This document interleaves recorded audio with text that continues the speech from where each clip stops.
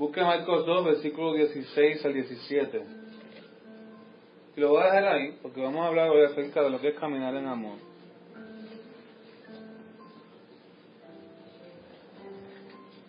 Le doy gracias por estar aquí, porque quiere decir que usted le interesa la visión de la iglesia.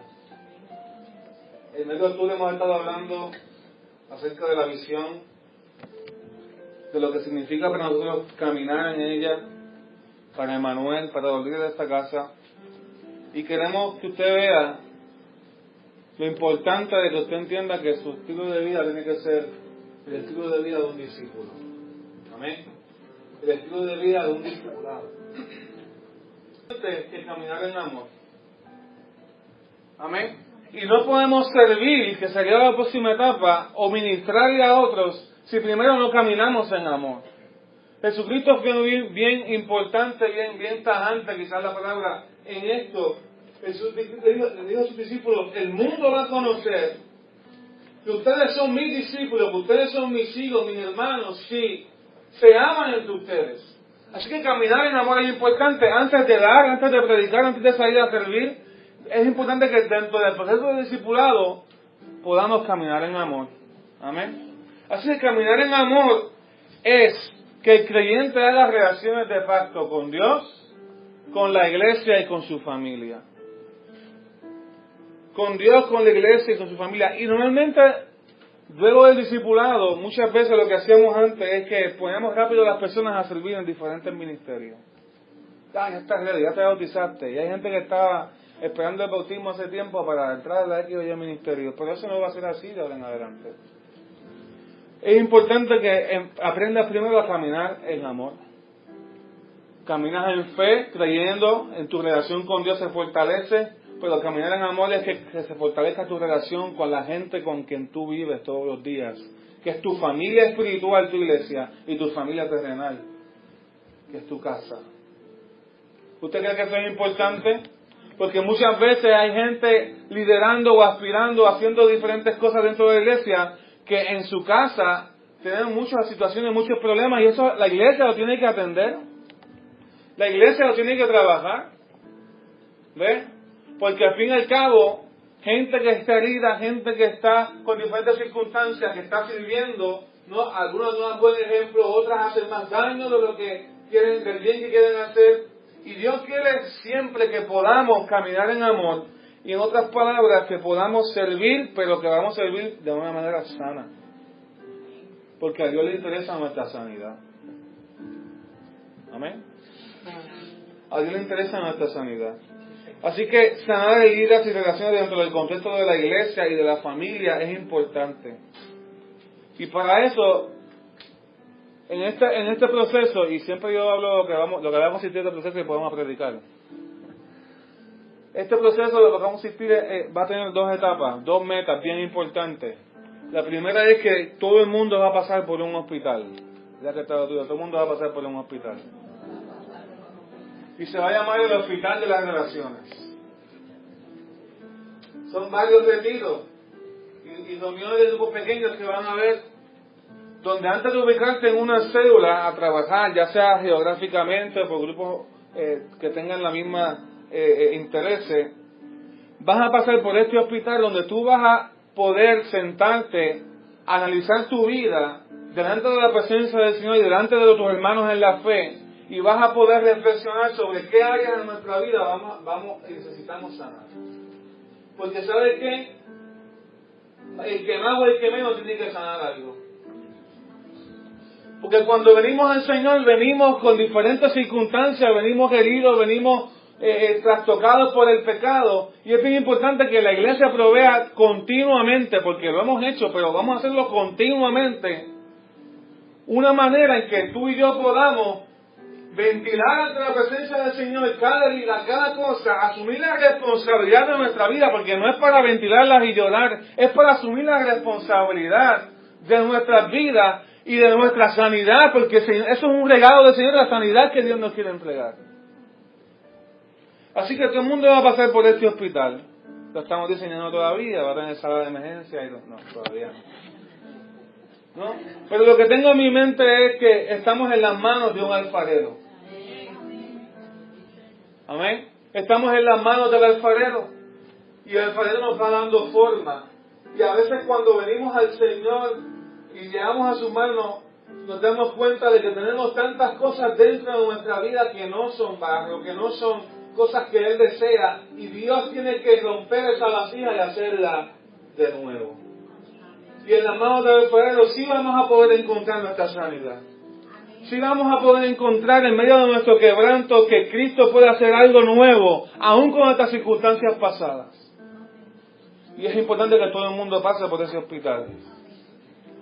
Fíjate, Dios te conoce. En Juan 2:24 dice, Jesús mismo no se fiaba de ellos, de la gente, porque conocía a todos. Y no tenía necesidad de que nadie le diese testimonio del hombre, pues Él sabía lo que había en el hombre. Jesucristo no tiene necesidad, porque Él te conoce. Jesucristo es omnisciente, porque es Dios. Usted se imagina que Jesucristo, usted sea discípulo de Cristo en aquellos tiempos, y de momento Jesucristo se viraba y decía exactamente lo que estabas pensando en tu corazón. Él dice que quise andar con un hombre así, que todo lo conoce, ¿verdad? Imagínense que su esposo posea esas cualidades. Su esposa, aunque a veces creen que la tienen, porque te dicen, yo sé lo que estás pensando. Pero no la tienen. A veces malinterpretan, por ahí empiezan, pero eso es para el hospital, eso no es para ahora. ¿Ven? Así que consiste en dos metas importantes. El hospital de las relaciones. La primera meta es que te ames a ti mismo lo suficiente como para ir a un hospital. Que yo no hace falta, yo soy un hombre sano. Yo soy un hombre que no necesito la sanidad porque tengo una familia estable. Mis hijos están estables. Pues mira, vamos a enseñar también. ¿Se acuerda la escuela para padres? Vamos a ver algo condensado acerca de lo que es criar hijos según el modelo del Señor. Acerca de lo que es la relación con los hermanos dentro de la iglesia. ¿Para qué está el cuerpo de Cristo? ¿Será el cuerpo de Cristo perfecto o no? ¿Podemos fallar, sí o no? ¿Cuál es nuestro rol cuando un hermano falla? Como iglesia. Cuando alguien cae. Cuando alguien deja una puerta abierta y el enemigo entra. ¿Cuál es el rol tuyo y mío? Eso se tiene que aprender en el hospital. ¿Cómo vamos a restaurar las personas? ¿Cómo vamos a restaurar tu vida? ¿Ves que esto es importante? Así que es importante que tú entiendas que es un hospital para los que hemos sido afectados por el pecado. Y a eso la gran diferencia. El que está en la iglesia reconoce que es pecador. ¿Qué que está lo tuyo? Estaba leyendo un libro de un psicólogo que decía, yo sé qué pasa a la gente en las iglesias. Llegamos a la iglesia siendo pecadores y después pasamos el resto de nuestra vida tratando de negar que lo somos. Con nuestra conducta, con nuestra falta de compromiso, con cosas que involucran nuestra sanidad y nuestra restauración, que mantienen nuestra fe. Lo hacemos directa o indirectamente. Negamos que somos pecadores porque no nos involucramos en cosas que realmente hacen que salgan a la luz realmente quiénes somos. Y para eso es el hospital. Mire, la primera meta de nuestra base bíblica, dice Marcos 2:16 al 17, dice, ¿qué es esto que él come y bebe con los publicanos y pecadores, los fariseos, hablando acerca de Jesús? Al oír esto, Jesús les dijo, búsquelo conmigo, y léalo fuerte, dice, los sanos no tienen necesidad de médicos, sino los enfermos. No he venido a llamar a justos, sino a pecadores. La enfermedad más grande, hermano, no es el cáncer. La enfermedad más grande no es una pulmonía. La enfermedad más grande no es una infección, no es una distrosia muscular. La enfermedad más grande que puede tener tu vida es el pecado. Eso, mira, el pecado es la raíz de todos los males. Desde que entró el pecado al mundo, hermano, la naturaleza perdió su armonía. Desde que entró el pecado al mundo, la muerte entró en escena. Desde que entró el pecado al mundo, entró la enfermedad en escena. Así que todo lo que sufrimos muchas veces es a causa del pecado. ¿Y sabes qué? de alguna u otra manera hemos sido trastocados por el pecado, ya sea el de nosotros o el de alguien que nos ha afectado. ¿Se confiesa, hermano? La Biblia dice que Jesús enseñaba que los sanos no tienen necesidad de médico, pero no era que hay gente que es imposible que no tengan pecado. Jesús lo que se refería era que aquel que no ve su propio pecado, le es imposible buscar ayuda, porque eso eran los fariseos. Pero Cristo vino a sanar a aquellos que están con una enfermedad que se llama pecado. ¿Usted está entendiendo? El pecado te ha hecho daño, el pecado te ha herido, el pecado tuyo o el de alguien. De alguna u otra manera, la muerte de alguien, que es consecuencia de la naturaleza caída, te ha hecho daño. Algunas personas sufren de duelo por muchos años. Y es por eso, porque la muerte, el dolor, todas esas cosas son consecuencias del pecado. Y a veces venimos y queremos venir a ministrar así, cargar así nuestras vidas en la presencia del Señor sin pasar por un proceso de restauración. Nuestro plan es que en este lugar, en esta etapa, cada persona pueda encontrar la restauración que verdaderamente vino a buscar de la presencia del Señor. Y aunque Dios verdaderamente nunca termina con nosotros y todos los días nos va enseñando y nos va formando, ciertamente vamos a tener la intención de que en este proceso Dios se manifieste como nunca antes, sanando las vidas y sanando las relaciones. Amén. Así que mira, si para Cristo es importante intervenir con aquellos que el pecado ha hecho daño en su vida, para la iglesia tiene que ser importante también. Tiene que ser parte de nuestra agenda. Tenemos que tener la intención de que todos pasen por ese proceso. Lo más probable, muchos de nosotros comencemos por ahí. A lo mejor ya tú dices, ya yo me bauticé, ya yo estoy claro, mi compromiso con la iglesia. A lo mejor vamos a tener que comenzar por ahí con muchos de ustedes. Porque es parte de la visión de la iglesia. Así que este hospital, no estamos hablando de una estructura, no estamos hablando de la iglesia, estamos hablando de un proceso.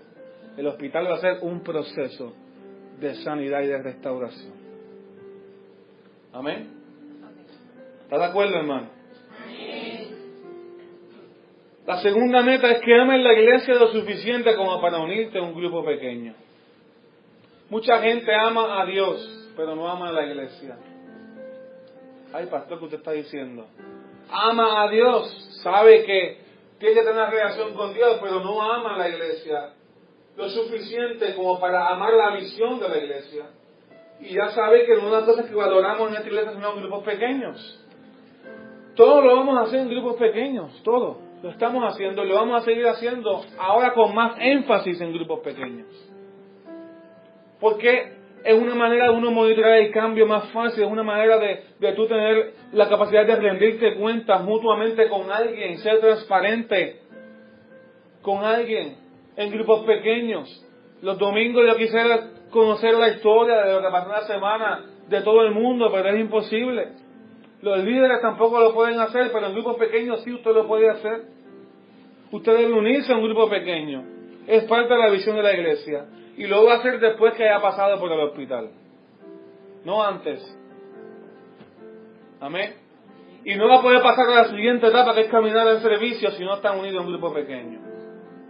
Porque es parte de la visión de la iglesia. Porque ahí es que realmente la visión de la iglesia se va materializando. Porque en el grupo pequeño vamos a salir a servir, vamos a salir a evangelizar, vamos a enseñar la palabra, vamos a hacer todo en grupos pequeños. Es importante, Hechos 2:46. Lo puedo buscar, Hechos 2:46 dice, perseveraban, no, voy a esperar, Hechos 2:46 y 47.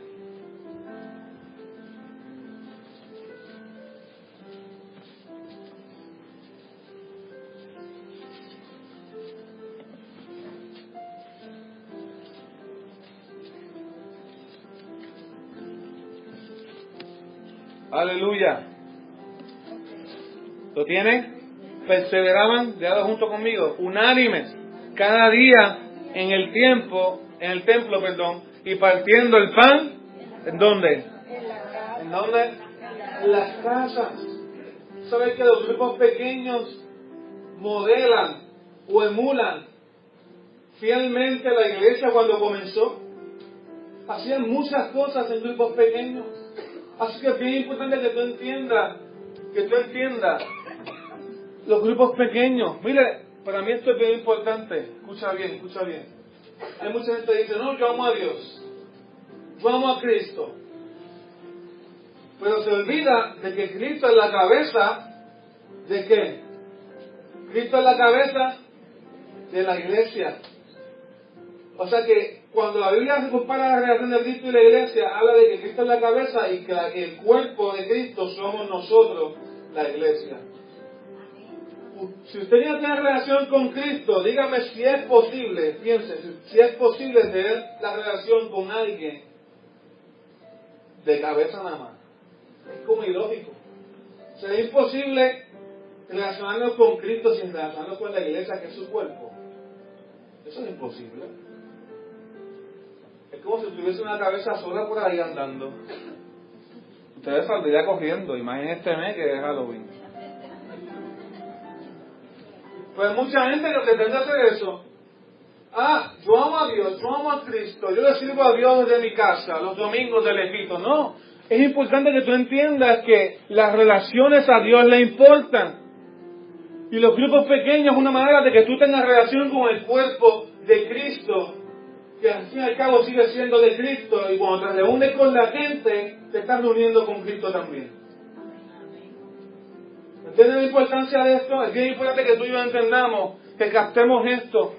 Aun cuando dice ahí que iban al templo el primer día de la semana o el sábado, está hablando no del templo de sacrificio, está hablando de la sinagoga. Y no era lo mismo. La sinagoga y el templo no es lo mismo. En el templo se ofrecían sacrificios cada cierto tiempo y allá estaban los levitas, la gente que estaba encargada de estar en el templo trabajando, ofreciendo sacrificios por los pecados continuamente. Pero a nivel comunitario estaban las sinagogas. ¿Y saben qué? Mire, encontré esto, que había una ley que decía que por cada 10 familias había que haber una sinagoga en la aldea o en el pueblito donde... Y cumplían un rol diferente. En el templo se hacían los sacrificios, pero en la sinagoga no. En la sinagoga simplemente se enseñaba la lectura de la palabra, se oraba, se leía juntos, y era algo más familiar, más comunitario. Así que yo veo aquí grupos pequeños también. Usted va a ver que Jesucristo comenzó su ministerio en Nazaret, en una sinagoga, leyendo, vamos a verlo ya mismo, leyendo una profecía acerca del mismo. Así que en la sinagoga te rodeabas de gente que conocía, gente que edificaba su vida mutuamente, gente que tú vivías con ellos durante la semana, mantenías tu fe al día, tenías más compromiso con tu comunidad, porque cuando yo me relaciono con alguien y sé que está en aflicción, ¿verdad? Pues entonces, ¿qué voy a hacer yo? Porque lo voy a ver en mi grupo pequeño, lo voy a ver, tengo que buscar la manera de comprometerme con esa persona y ayudarla en su necesidad. Y además de eso, la sinagoga se veía en la semana como centro de escuela y enseñanza y centro familiar. Era como un centro comunal. El centro comunal se lo inventó Dios. Eso del centro comunal se lo inventó Dios en una sinagoga de los judíos. Mira. Así que Dios usó modelos de grupos pequeños continuamente. Y haremos todo a través de grupos pequeños. Es importante que tú y yo entendamos eso. ¿Ok? Porque pueden mantener la sanidad, ventilar, abrir las relaciones y hacer nuevas relaciones. Y si esto no pasa, si te hace difícil entrar a un grupo pequeño y correr con la visión, algo pasa en tu vida que tienes miedo al contacto personal con la gente. A lo mejor hay heridas, a lo mejor hay cosas, hay defensas, hay cosas que te enseñaron que no son saludables porque te impiden relacionarse con la gente. ¿Usted está entendiendo? Hay gente que no se involucra en grupos pequeños porque tienen miedo al contacto. No se abren porque tienen miedo a ser transparente, porque le han enseñado que ser duro es ser cerrado. Mire, tampoco es que sea un salón de expresión pública. ¿Entiende? Tampoco es que sea eso. Es que usted pueda unirse a otros en relación y tener gente que vele por su vida espiritual y usted por la de otros. Amén. Así que esto es bien importante. Y esas son las dos metas de la visión cuando hablamos de caminar en amor. ¿A qué nos referimos? al hospital de las relaciones, que es un proceso. Y la segunda meta es que te unas a un grupo pequeño. ¿Amén? ¿Amén? Pues vamos a predicar. Hay dos pasajes que deseo resaltar entonces esta mañana. Vamos a Mateo 22, 37.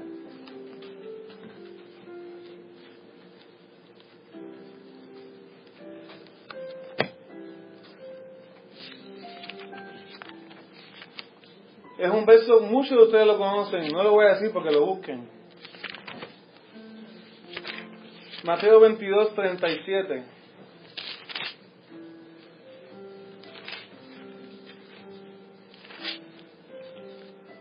Amén. El mayor de los mandamientos. Que dice, Jesús le dijo, amarás al Señor, tu Dios, con todo tu corazón, y con toda tu alma, y con toda tu mente. Este es el primer y grande mandamiento. Y el segundo es, ¿cuál? Amarás a tu prójimo como a ti mismo. De estos mandamientos depende toda la ley y los profetas. Cuando estamos caminando en fe, usted aprende el primero. Usted aprende a amar a Dios sobre todas las cosas. Usted hace conversión, usted se arrepiente de sus pecados. Usted comienza a agradar su estilo de vida. Pero cuando estamos hablando de caminar en amor, estamos hablando de que tomas este segundo mandamiento y lo haces tuyo en tu estilo de vida. Y es que vas a amar a tu prójimo como a ti mismo.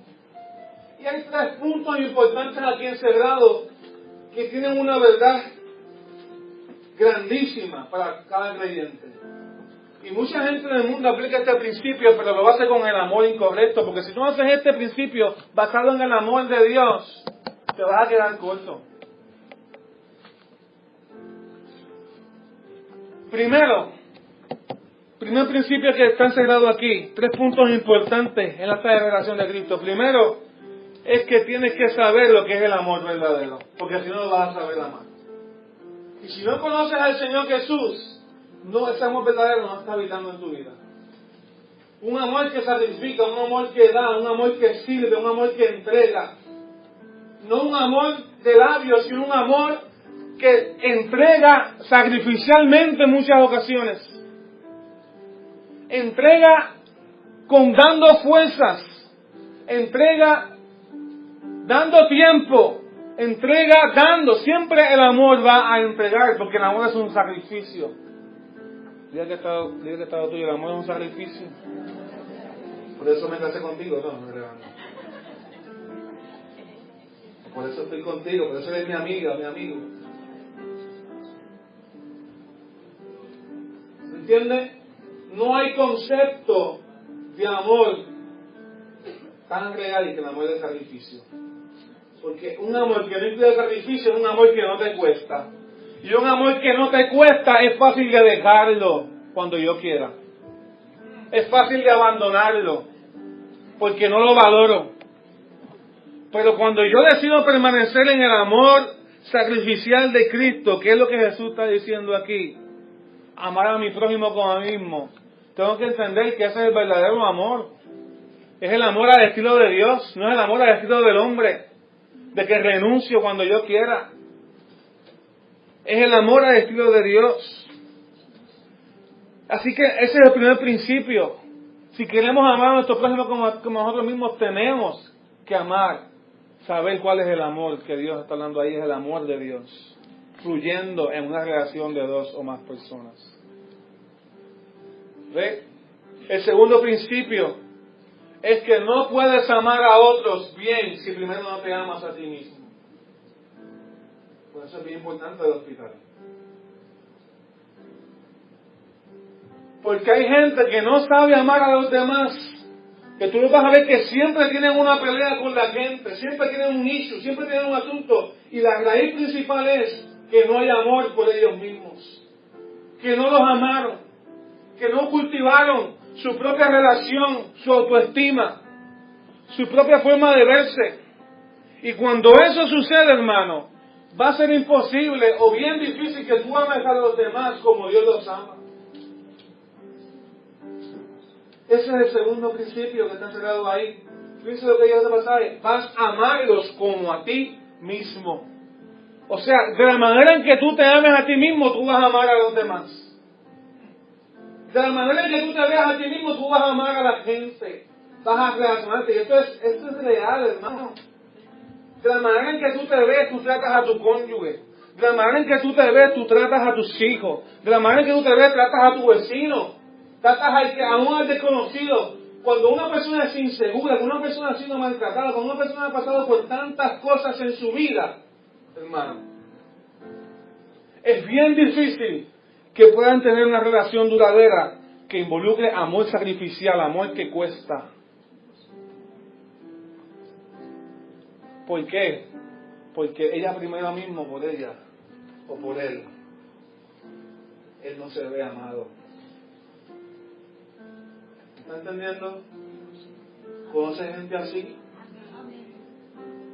Pues no habla de los demás, piensa en usted. Ahora, le pido, piensa en usted.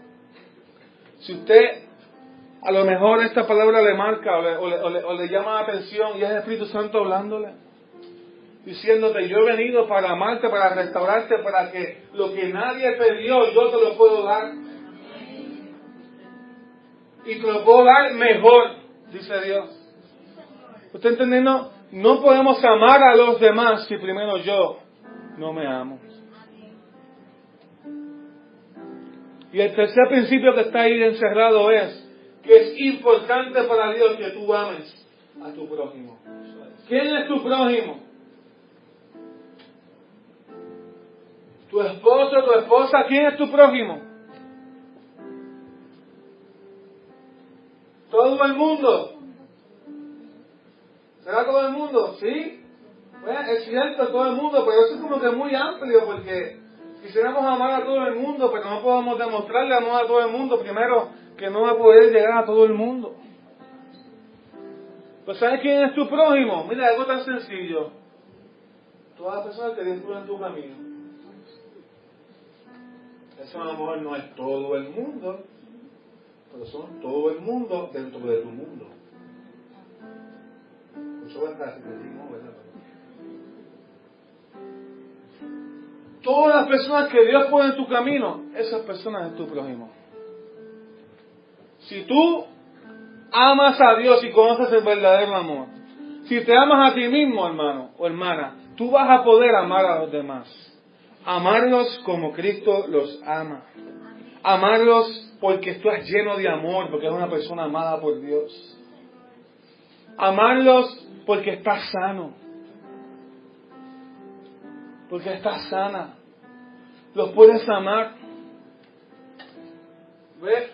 Y una persona que no aprenda a vivir en relaciones sanas, relaciones de pacto con la gente que se rodea, que siempre están hiriéndose uno a otro, son personas que tienen que aprender a vivir este principio. Y esto lo vamos a enseñar. Y es importante que tú entiendas que si has venido aquí y eres una persona que se te hace difícil, ¿sabes? Muchos de nosotros éramos difíciles. ¿Cuántos se confiesan? ¿Cuántos de ustedes conocen que eran difíciles o son difíciles todavía? Como 5 o 6 nada más, ¿cierto? ¿Cuántos son difíciles? Hacen la mano, ¿no? Eso es, ya por lo menos más del 50% de la iglesia. Vamos a predicar con más unción para que llegue a 75%.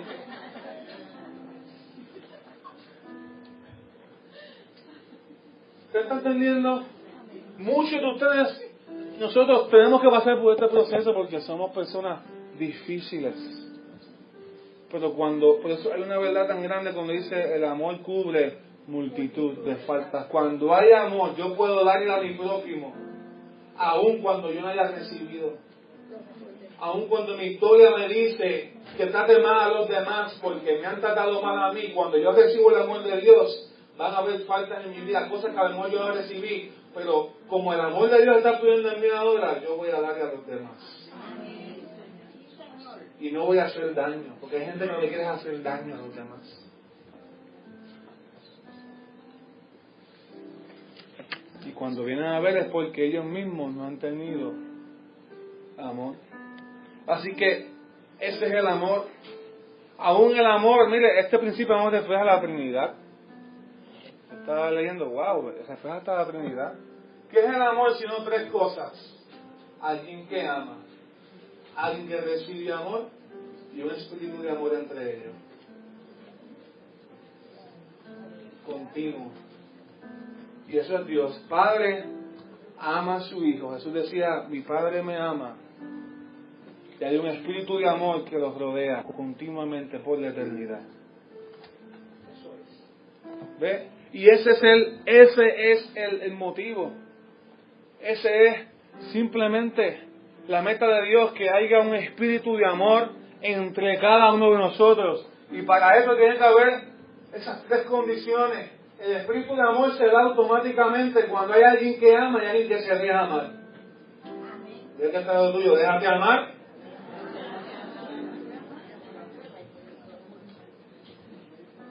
Déjense amar, hermano. Ustedes se creen que eso es chiste, pero hay mucha gente con tanta sospecha, no, tú haces esto porque quieres algo de mí. Tú haces esto, ¿qué querrá este? Cuando un hijo viene al papá, ay papi, tú eres tan lindo. Ya la mamá está diciendo al papá, este quiere algo. ¿Quién le enseñó a ser así? ¿Usted? Mire, y yo es cierto porque ya Paola sabe cuando quiere poner a Elmo en el televisor. Trataron de mí. Porque yo le enseñé. Y yo dije, pues dame un abrazo. Y un besito. Y ella viene donde mí ya. ¿Ves? ¿Quién le enseñó? Yo. El concepto errado de lo que es. ¿Ves? Porque nos gusta ese concepto. Nos gusta que nos amen así. Pero ¿sabes qué? Es bien importante que aunque las condiciones mejores no se puedan dar, tú puedas amar como sea. Tú puedes amar porque eso es lo que Cristo haría. Pero hay gente que ha amado y está amando y está dándose las relaciones heridas. Están heridos y así están dando como a medio pocillo, cuando pueden dar mucho más en la presencia del Señor. Así que es bien importante, debes amar a tu prójimo. Para Dios esa es una prioridad. ¿Y cómo sabemos que estás amando a tu prójimo en términos prácticos en Emmanuel? Primero, estás en el proceso del hospital y amas a tu prójimo en los grupos pequeños, donde vas a tener la oportunidad de servir a más personas. Muchas de ellas a lo mejor no las conoces. Amas a tu prójimo cuando ves a alguien que se le caen $30 y no te quedas con ellos. Lo amas, se lo demuestras y se lo devuelves. Amas a tu prójimo cuando ves un mal y lo adviertes.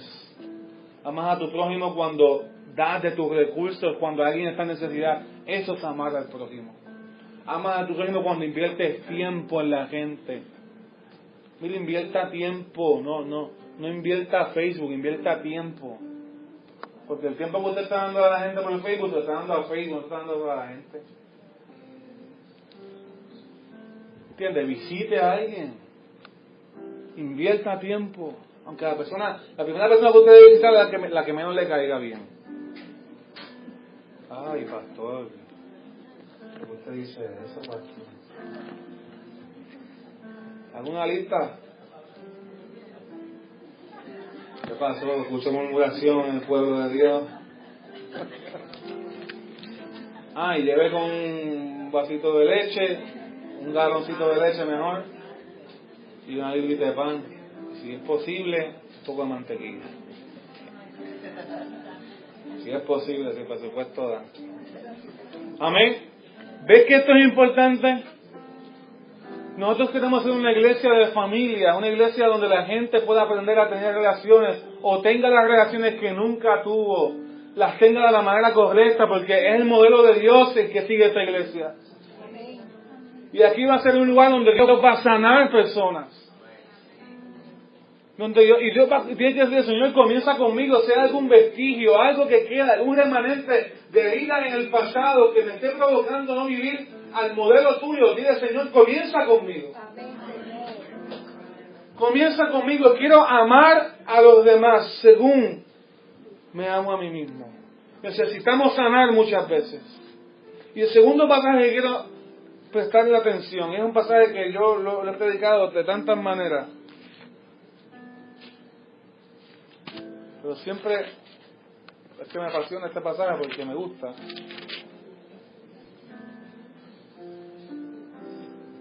Pero siempre se encuentra algo que el Señor está hablando. Lucas 4, versículo 17 al 19.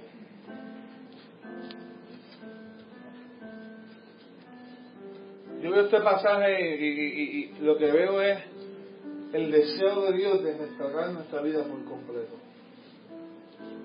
Lo tiene Lucas 4, versículo 17 al 19. Dígame si usted no ve un hospital ahí cuando leamos esto. Dígame si usted no ve el trato de Dios para su vida. Vea, cuando leamos esto, vea lo que Dios quiere hacer con usted. Abra sus ojos. Dice, y se le dio el libro del profeta Isaías, hablando de Jesús, y habiendo abierto el libro, halló el lugar donde estaba escrito: el Espíritu del Señor está sobre mí, por cuanto me ha ungido para dar buenas nuevas a los pobres. Me ha enviado a sanar a los quebrantados de corazón, a pregonar libertad a los cautivos y vista a los ciegos, y a poner en libertad a los oprimidos, a predicar el año agradable del Señor. Ese es Jesús hablando. Y esto es bien importante que entendamos, porque son 5 áreas que el enemigo quiere robar en nuestra vida. Y que muchos de nosotros nos han robado en las ocasiones, cuando nosotros estamos viviendo, como nos describe ahí Jesús. Y cuando Cristo viene ungido, viene con el poder de Dios sobre tu vida. Viene como el Mesías, quiere decir el enviado para tu vida y para mi vida, para trabajar estas 5 áreas. Y la primera área es la pobreza. Ay, pastor, ¿qué está diciendo? Sí, Dios quiere acabar con la pobreza. Dentro de la mentalidad de Dios, hermano. Tú no eres pobre. Ya que está lo tuyo, tú no eres pobre. Dentro de la mentalidad de Dios, tú eres rico. El problema que tienen los pobres muchas veces, estoy hablando de los pobres tanto espirituales como los reales, los físicamente, es que muchas veces su mayor problema para la pobreza está ¿dónde? En el corazón y en la mente. Dicen que por eso Jesucristo dijo: a los pobres siempre los tendréis. Porque es una mentalidad de dependencia. ¿Y cuál es el remedio para esa mentalidad de dependencia, hermano? ¿Qué dice ahí? Las buenas nuevas. Buenas nuevas a los pobres. Y si el enemigo te hace ver como una persona que no tiene nada, que carece de recursos, una persona que tiene que depender de los demás o de alguien para ser una persona exitosa, el enemigo te ha hecho creer la mentira de que tú eres una persona pobre. Pero cuando vienes al Señor y recibes la salvación de Cristo, y Cristo comienza a vivir en tu vida, el enemigo tiene un problema. Y es que ya no puede seguir metiéndote la mentira en nuestra manera de vivir o pensar de que tú y yo ya no somos unas personas pobres, sino Él tiene un problema, porque ya no lo somos. El problema es que Cristo habita en nosotros. Y con Cristo vienen las buenas nuevas. Y con Cristo viene la nueva manera de pensar. Con Cristo viene la nueva manera de hacer las cosas. Con Cristo viene la nueva criatura, que ya no tiene que depender de la gente, que ya no tiene que depender de una relación de maltrato, ni de una relación de nada. ¿Me siguen? Ni del gobierno. Hay pobres literales y hay pobres en espíritu, y es un problema más mental en la sociedad de los individuos que en la gente. Que de finanzas. El pobre necesita escuchar de Cristo y salir de la dependencia de los hombres para la dependencia de Dios. Y hay mucha gente que vive en la mentira de la pobreza, una mentira de Satanás. Y mientras sigan ahí, van a depender de las cosas de este mundo, van a depender de la gente. Pero cuando el Evangelio llega, van a empezar a depender de Dios. Y cuando dependes de Dios, Dios no crea parásito, hermano. Ya que está tuyo, Dios no crea parásito. Cuando Dios dice que dependas de mí, Él no está diciendo: ay, yo quédate en tu casa que yo hago todo. Cuando Dios dice que dependan de Él es porque Él te va a dar la fuerza para que tú comiences a hacer lo que antes no hacías. Amén. Te va a dar la fuerza para sacar de tu camino la gente que quiere chupar de lo que tú haces. No sé si esa palabra se escuchó bien, ¿verdad? Pero usted me entiende, ¿verdad? Y te va a dar la fuerza para que salgas y comiences a vivir una vida en riqueza. En riqueza. Y muchas veces cuando la gente comienza a vivir así, comienza a prosperar. Comienza a prosperar y comienza a administrar mejor lo que Dios le da. Amén. La segunda área es el corazón. Dice ahí que quebrantados de corazón. Él vino a sanar a los quebrantados de corazón. Y hay mucha gente que viene quebrantada de corazón ante la presencia del Señor. ¿Qué es quebrantado? Mira, literalmente quebrantado es desmenuzar, romper en pedazos, rotura en trozos. Tiene que ver con ruinas en el original, destrucción, desgaste, erosión. ¿Sabes? Es como me voy a pensar que Jesús tenía esta misión de coger un corazón desmenuzado, erosionado, desgastado, roto, totalmente quebrantado en pedazos. Él tenía una visión y era de recomponerlo, coger, enmendarlo, entretejerlo otra vez y hacerlo nuevo. Solamente Cristo puede llegar a un corazón así. Y mucha gente vive con dolor en el corazón porque alguien, o por una mala decisión que les rompió el corazón, o porque alguien les rompió el corazón. Y no necesariamente estoy hablando de relaciones amorosas, sino a veces traiciones, a veces dolor que hay en el corazón porque uno esperaba lealtad en un momento dado de ciertas personas, pero ya no las tiene. Dolor que hay en el corazón por amistades que he perdido. Dolor que hay en el corazón por personas que ya no están. Pero la vida continúa y algo hay que hacer con ese corazón.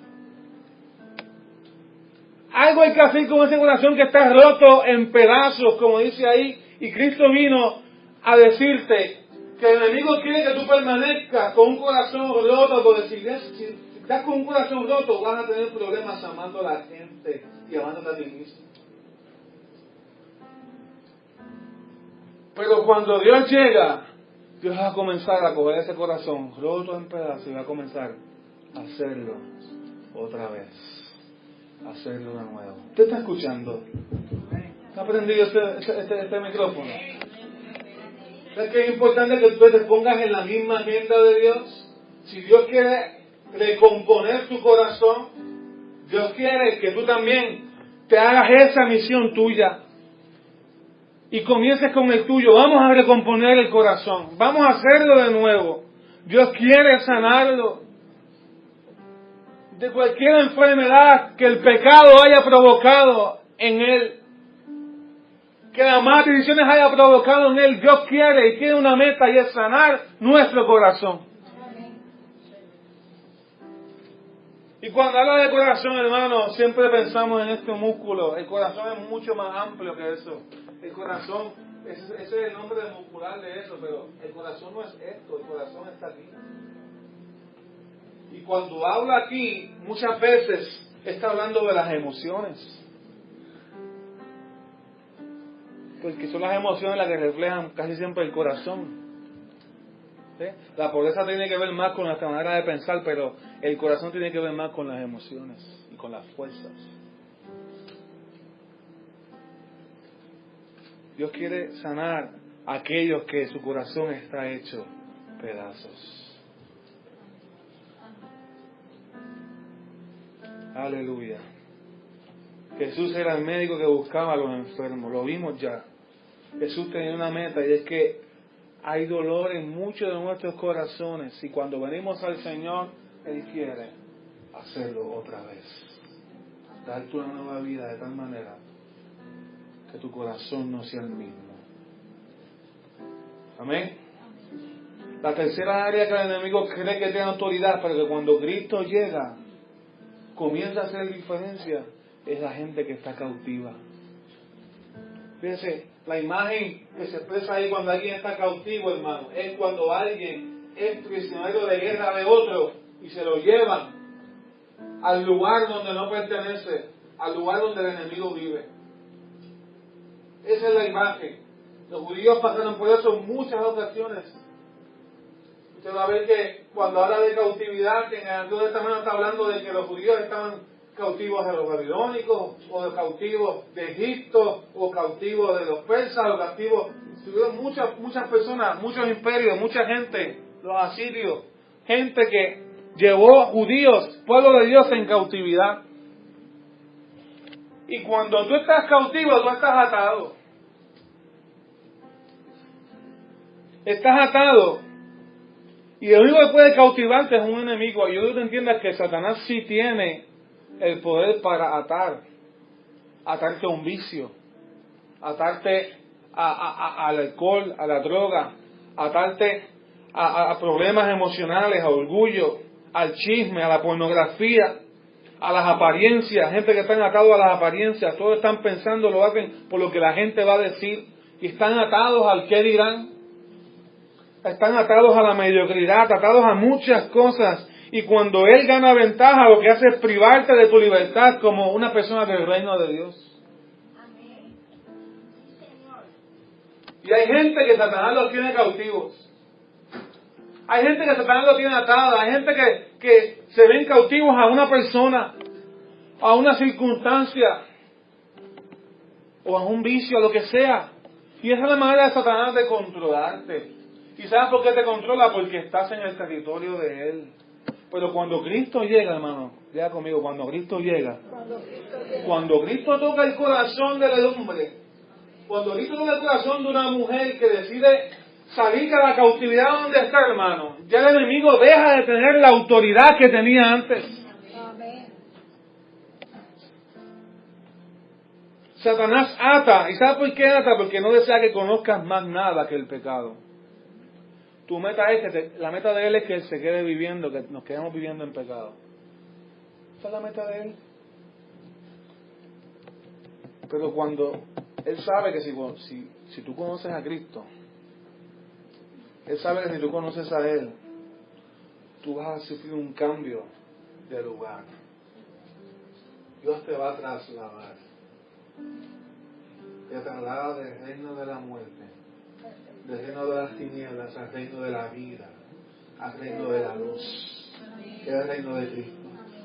¿Y sabes qué? Que Él, cuando tú estás bajo la influencia de Cristo, cuando la influencia de Dios, hermano, cuando estás bajo el control de Dios, tú no puedes sufrir control por el enemigo. Él no puede controlarte.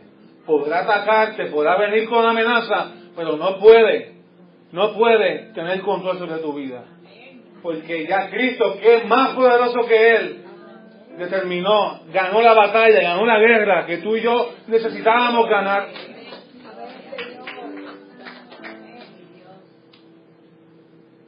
¿Ves? Pero hay mucha gente que se le hace más fácil mantener una atadura que tomar una decisión que servirle al Señor. Cuentan de este muchachito que todos los días el muchacho le decía, más grande que él, le decía,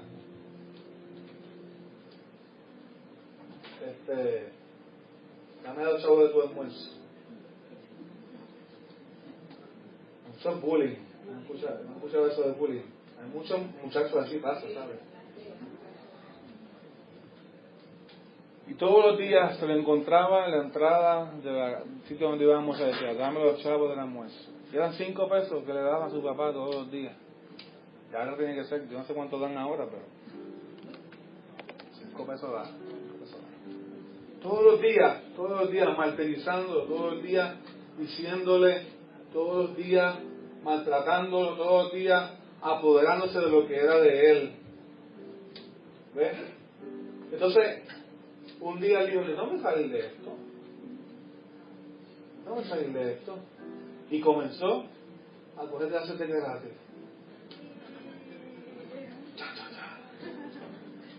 Clases de karate. Aprendió a tirar patadas, a tirar piernas, a tirar las manos, a esquivar puños. Dije patadas y piernas, ¿verdad? Es que no es lo mismo una patada que una pierna, ¿verdad? Yo no sé, ¿verdad? Bueno. Aprendió muchas cosas, pero un día el maestro de verdad dijo: vamos a cobrar $5 de ahora en adelante. Las primeras lecciones eran gratis. Vamos a cobrar $5 porque es que hay que sostener esto, tú sabes, hay que trabajar. Y él dijo: no, pero si me van a cobrar $5, mejor me quedo en la escuela y le doy $5 al muchacho este que me estaba dando. ¿Ves? Porque es más difícil muchas veces mantener tu libertad, y a eso viene la otra parte, que es la opresión. Es más difícil muchas veces mantener tu libertad y estar libre de ataduras cuando ya Dios quiere algo, pero todo tiene un costo, hermano. El costo se llama fidelidad, el costo se llama compromiso con Dios. Usted compromete con Dios, Él va a hacer grandes cosas con cada uno de ustedes. ¿Ves? Dice: poner en libertad a los oprimidos. Y déjame pasar por los ciegos un momento, vamos a ir a los oprimidos. Poner en libertad a los oprimidos. Los oprimidos son aquellos que han perdido autoridad.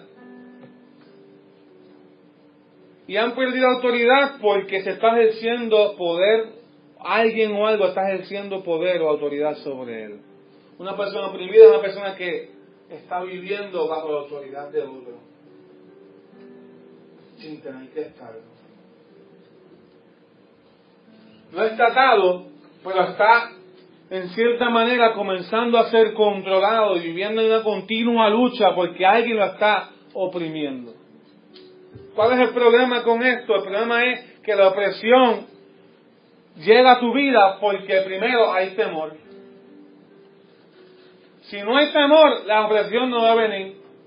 Pero cuando hay temor, comienzas a temerle a algo, que te pase algo, que te suceda algo, o a alguien, o al mismo enemigo. Y al tú temerle, le estás dando una autoridad a eso, o a esa persona, o a esa circunstancia, para que domine tus pensamientos, para que domine tu vida, para que domine tu manera de pensar, para que dictamine cómo tú debes de vivir, cuándo debes de salir de tu casa, qué cosas debes de hacer, qué cosas no. ¿Me está entendiendo? Cuando yo temo, le estoy dando autoridad a algo o a alguien. Y las personas que temen viven en opresión. Y la presión llega porque primero vino temor.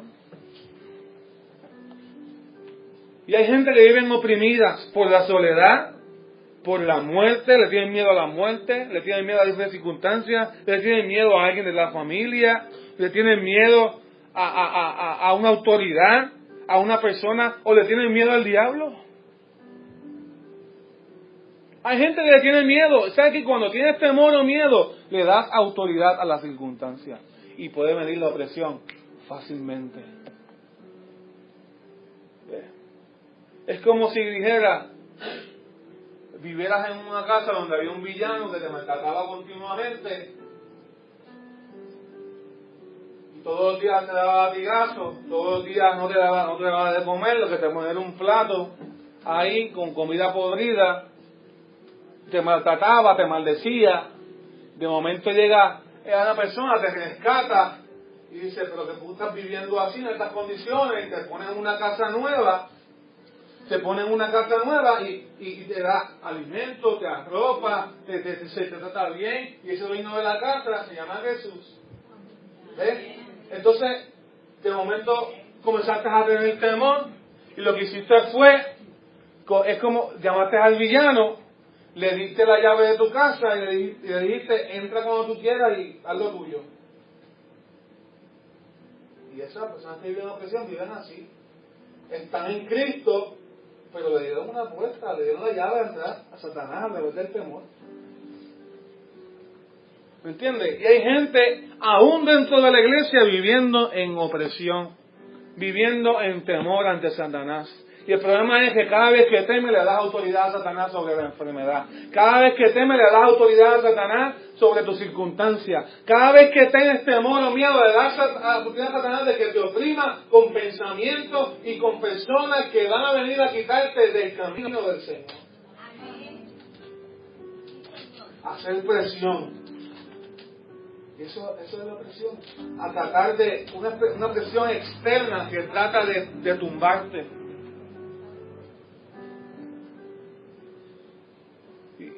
Si los oprimidos son aquellos que han perdido autoridad, cuando Cristo llega, entonces, lo que va a hacer es lo contrario. Cuando Cristo llega a tu vida, lo que va a hacer es que darte la autoridad que el enemigo o que tú le habías entregado al enemigo. Y gloria a Dios por eso. Cuando el enemigo llega, te quita autoridad, pero cuando Cristo llega, te entrega, no tu autoridad, te entrega la autoridad de Él. Amén. Y eso es mucho más poderoso. Te entrega la autoridad de Dios. Y por último, ¿cuántos dicen gloria a Dios porque es el último? Jesús abrió los ojos de los que estaban ciegos. Dice que Él vino, Jesús fue enviado, fue ungido para dar vista a los ciegos. A los ciegos. Jesús abrió los ojos de los que estaban ciegos físicamente. Pero también Jesús abrió los ojos de los que estaban ciegos espiritualmente. Pero primero tienen que reconocer que estaban ciegos. En Juan 9:39 Jesús dijo: para juicio he venido yo a este mundo, para que los que no